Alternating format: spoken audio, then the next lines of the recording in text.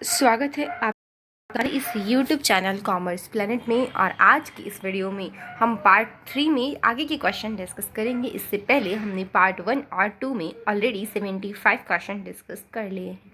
Question number 76 है, who is the chairperson of GST council. GST council का जो chairperson होता है state finance minister, finance secretary, union finance minister और none of the above. यहाँ जो हमारा आंसर रहेगा वो होगा यूनियन फाइनेंस मिनिस्टर है, जो कि GST काउंसिल को चेयर करता है। नेक्स्ट क्वेश्चन है, IGST tax levy means. IGST का मतलब जो है within the state, between two state. तो यहाँ IGST है मतलब बिटवीन टू स्टेट्स की बात हो रही है, और यहाँ आंसर हमारा हो जाएगा बी ऑप्शन। ठीक है, IGST इंटीग्रेटेड जो टैक्स है वो हमारा जब दो स्टेट के बीच में जो है ट्रांजेक्शन होगा तभी IGST लगेगा। IGST can levied.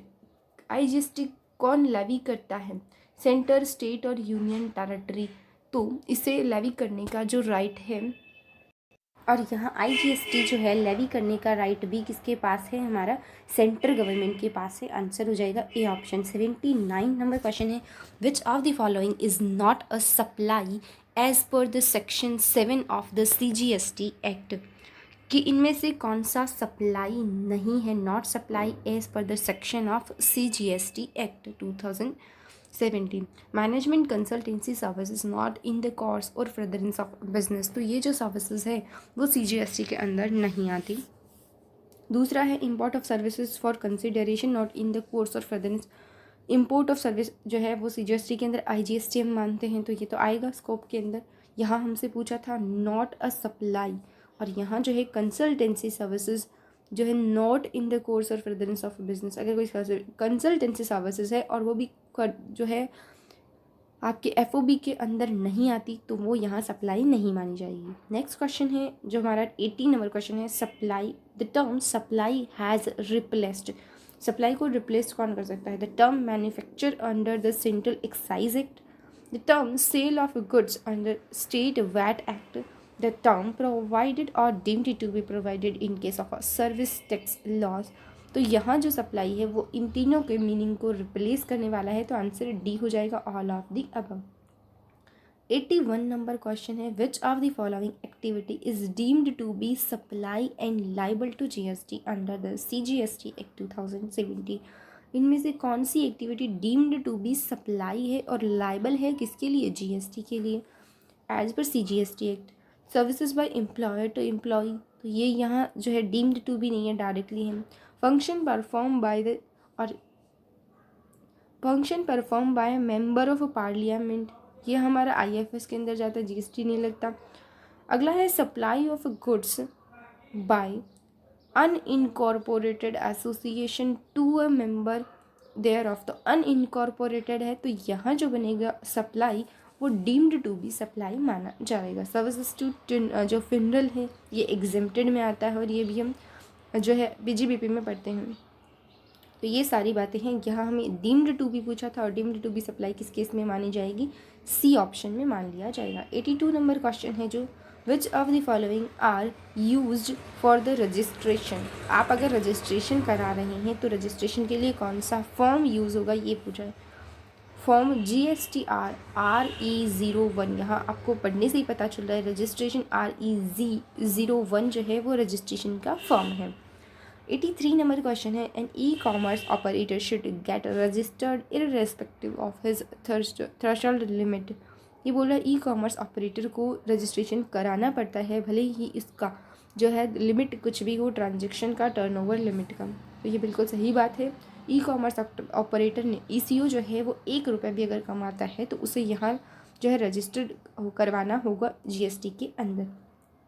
84 number question, tax invoice must be issue. किसको इनवॉइस इशू करना ज़रूरी है इन जो टैक्स का? सब every supplier, every taxable person, जी नहीं, केवल और केवल रजिस्टर्ड पर्सन जो है, registered person not paying tax under the composition scheme. अगर वो कंपोजिशन स्कीम में नहीं है, उसके अलावा जो रजिस्टर्ड पर्सन है उसे टैक्स इनवॉइस इशू करना है। कंपोजिशन स्कीम वालों के पास टैक्स इनवॉइस इशू करने का राइट नहीं होता। इस कंपोजिशन स्कीम के रिगार्डिंग भी मैंने ऑलरेडी एक वीडियो अच्छे से बना रखा है जो डिटेल में है, तो आप उस वीडियो को भी देख सकते हैं। 7-8 मिनट में आपको काफ़ी अच्छे कॉन्सेप्ट की यहाँ डिटेल मिलने वाली है। तो आप इसका जो लिंक है कंपोजिशन के स्कीम के रिगार्डिंग जो वीडियो है डिस्क्रिप्शन में मिल जाएगा, उसे भी ज़रूर देखिएगा। अगला क्वेश्चन है 85 number, an invoice must be issue. एक इन्वॉइस कब इशू करना ज़रूरी होता है? ऑप्शन है एन इन्वॉइस जो है at the time of removal of goods. अगर आपने रिमूवल कर दिया तो इस समय तो क्या है, मस्ट हो जाएगा आपके लिए इशू करना इनवॉइस को। On the transfer of risk और reward goods to be the recipient, on the recipient of a payment of the supply और अर्लीस्ट ऑफ द अबव। यहाँ हमें मस्ट पूछा है, तो जब आपने गुड्स रिमूवल कर दिया उस समय आपको एटलीस्ट इनवॉइस इशू कर देना चाहिए। तो ये हमारा 85 नंबर क्वेश्चन है। फिर है नेक्स्ट जो क्वेश्चन है 86 नंबर क्वेश्चन है, tax invoice shall be issued dash the date of supply of services. कितने दिनों के अंदर सप्लाई ऑफ सर्विसेज होने के बाद आपको टैक्स इनवॉइस इशू कर देना चाहिए? यहाँ बात हो रही है 30 दिनों के अंदर अंदर आपको ऐसा इनवॉइस इशू कर देना है। Option A will be right answer. 87 question, a credit note is issued. एक क्रेडिट नोट किसके द्वारा इशू किया जाता है? Dash and it is document accepted for GST purpose. तो ये सप्लायर के द्वारा इशू किया जाएगा credit note for the reducing the tax और टैक्सेबल वैल्यूज़। अगर ज़्यादा चार्ज की गई है और वो रिड्यूस करना चाहता है तो ऐसे में वो क्रेडिट नोट इशू करेगा सप्लायर। ठीक है। Next question 88, the last date of declaring the detail. Last date पूछ रहा है किसके regarding? Declare of detail regarding credit note issued 25 June 2018 for supply made 2017। 19 सितंबर 2017 को सप्लाई हुई और उसका क्रेडिट नोट 25 जून 2018 को आया। आपको पूछ रहा है इसके रिगार्डिंग लास्ट डेट कौन सी है डिक्लेयर करने के लिए। तो जो है अभी हमने लास्ट क्वेश्चन में देखा कि केवल 30 डेज़ के अंदर आपको इनवॉइस इशू कर देना है, उसके रिगार्डिंग आपको डिटेल मेंशन कर देनी है। तो यहाँ हमारा आंसर हो जाएगा 19 सितंबर को जब ये सप्लाई हुई तो एक महीने बाद यानी 30 दिन बाद, और 19 सितंबर से 30 दिन कौन सा होता है? 20 अक्टूबर 2018 तक आपको इसके रिगार्डिंग जो है डिक्लेरेशन डिटेल मेंशन कर देनी है। अगला क्वेश्चन है what is the e commerce? Supply of goods and services both including digital product और डिजिटल इलेक्ट्रॉनिक नेटवर्क। तो ये आंसर हो जाएगा क्योंकि गुड्स और सर्विसेज दोनों की बात हो रही है यहाँ। Next question, at what rate tax should be collected at e commerce operator. E commerce जो ऑपरेटर हैं उन पे जो टैक्स की रेट है वो आपसे पूछी है। तो यहाँ आंसर हो जाएगा 2% की जो रेट है टैक्स रेट वो लगती है ई कॉमर्स ऑपरेटर पे। नेक्स्ट है who can supplier making supplies through e-commerce operator opt not to registered. अगर वो रजिस्टर्ड नहीं है तो ई कॉमर्स ऑपरेटर कौन सी सप्लाईज के अंदर आएगी? तो always when e-commerce operator is not required to collect tax at the source of section 52 and when the supply does not cross the threshold limit specific under section. अगर उसने या तो 22 section की limit को cross नहीं किया या section जो 52 है उसके रिक्वायरमेंट के अकॉर्डिंग उसे रजिस्ट्रेशन ज़रूरी नहीं है, इन दोनों केसेस में उसे रजिस्टर कराना अपने आप को ज़रूरी नहीं है। अगला 92 नंबर क्वेश्चन है, can a supplier take credit of TCS? जो टैक्स कलेक्टेड एट सोर्स होता है TCS, उसका बेनिफिट मिल सकता है क्या सप्लायर को? आपको ये बताना है।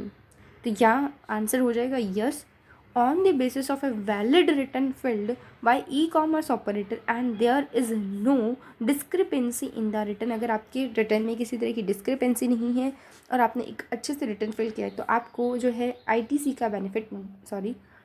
का बेनिफिट यहाँ मिल जाएगा। Next question 93 number, taxable person में अप्लाई फॉर प्रोविजनल असेसमेंट। एक टैक्सेबल पर्सन जो है वो क्या अप्लाई कर सकता है प्रोविजनल असेसमेंट के लिए? कब? When taxable person is not able to determine the value of goods और सर्विसेज। या तो आप गुड्स और सर्विसेज की वैल्यू को ही डिटरमाइन नहीं कर पा रहे, या फिर टैक्सेबल पर्सन एबल नहीं है डिटरमाइन करने की रेट ऑफ टैक्स। या तो उसको वैल्यू ऑफ गुड्स नहीं पता या उसे रेट ऑफ टैक्स नहीं पता। इन दोनों ही केस में वो प्रोविजनल असेसमेंट करवा सकता है। 94 नंबर क्वेश्चन है, intention of an action under this section is by a proper officer not below the rank of। तो यहाँ पूछा है कि प्रॉपर ऑफिसर की जो रैंक है वो इससे नीचे नहीं होगी। सुप्रिटेंडेंट, इंस्पेक्टर, कमिश्नर, सबसे जो लो पोस्ट है वो है आपकी जॉइंट कमिश्नर, इससे नीचे उसकी रैंक नहीं होगी। 95 है प्रोसीडिंग कैन इन्वॉल्व, प्रोसीडिंग में क्या इन्वॉल्व होगा, अपील, रिव्यू, रिविजन, ये तीनों चीज़ें प्रोसीडिंग के अंदर इन्वॉल्व होगी। 96 any goods that import or export of which is subjected to any prohibition under the custom act or any other law for the time being in force is known as, अगर कोई goods किसी में prohibition कर रखा है या तो custom के अंदर या अदर किसी लॉ में, तो ऐसे इम्पोर्टेड गुड्स को क्या बोलोगे आप, रिजेक्टेड गुड्स, इनएलिजिबल या प्रोहिबिशन। तो आपको नाम से ही क्लियर हो रहा है, ये हो जाएगा हमारा prohibited goods. 97 number question, which of the following person is include as a person in charge. हर केस में पर्सन इन चार्ज की डेफिनेशन अलग है। अगर मास्टर ऑफ वेसल कब होगा, जब गुड्स आ रहा है वेसल के थ्रू। कस्टमर और पायलट एयरक्राफ्ट के केस में हो जाएगा, और कंडक्टर गार्ड अगर रोड के थ्रू आ रहा है तो चीफ डायरेक्शन जो है वो इनके द्वारा होगा। तो ये तीनों ही जो है पर्सन इंचार्ज रहते हैं। अगला क्वेश्चन है 98, the document which contain the detail information to the custom about the goods in the vessel, aircraft और व्हीकल। तो ऐसा कौन सा डॉक्यूमेंट है जो डिटेल इंफॉर्मेशन रखेगा आपके गुड्स के बारे में, जो कि वेसल, एयरक्राफ्ट और व्हीकल में आ रहा है। इसे हम arrival manifest, import general manifest, import manifest, ये तीनों ही नाम उस डिटेल डॉक्यूमेंट के हैं। Arrival manifest, import general manifest और इम्पोर्ट मैनिफेस्ट, ये सारे दो क्वेश्चन थे, लास्ट क्वेश्चन और ये क्वेश्चन, ये हमारे कस्टम ड्यूटी से हैं, जो कि आपके सिलेबस का पार्ट भी है। नेक्स्ट है हमारा question, bill of entry can be presented for. जो बिल ऑफ एंट्री हैं वो प्रेजेंट की जाती हैं होम कंजम्पशन के लिए, वेयर हाउस के लिए जो है इनटू बॉन्ड प्रेजेंट किया जाता है, और clearance for warehouse to home consumption तो एक्स बॉन्ड भरा जाता है। तीनों ही बातें बिल्कुल सही है। अगर आपने होम कंजम्पशन के लिया तो बिल ऑफ एंट्री फाइल करेंगे, वेयर हाउस के केस में इनटू बॉन्ड भरेंगे, और जब वेयर हाउस से घर के लिए निकलवा रहे हैं माल तो एक्स बॉन्ड भरे जाएंगे। तो ये आपका आंसर हो जाएगा all of the above. 100 number question है हमारा, mister A can store the goods in public warehouse. अब वो पब्लिक वेयर हाउस में मिस्टर ए अपना गुड्स स्टोर कर रहे हैं, and the provision of a warehousing without warehousing for, तो वो कितने पीरियड के लिए वहाँ जो है गुड्स रख सकते हैं। यहाँ आंसर है हमारा, वेयर हाउस के केस में उन्होंने पूछा कि बिना वेयर हाउस में रखे उस गुड्स को कितने दिन वहाँ रखा जा सकता है कस्टम स्टेशन पे। तो यहाँ आंसर हो जाएगा हमारा 30 डेज़।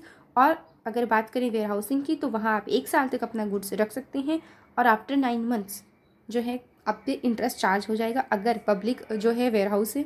और प्राइवेट वेयर हाउस के लिए कोई लिमिट नहीं है, एज़ पर आपके कॉन्ट्रैक्ट रहने वाला है। तो ये सारे 100 क्वेश्चन जो है क्वेश्चन हो चुके हैं। बाकी के क्वेश्चन हम नेक्स्ट वीडियो में जो है वो डिस्कस करेंगे। इस वीडियो में इतना ही। Thank you so much.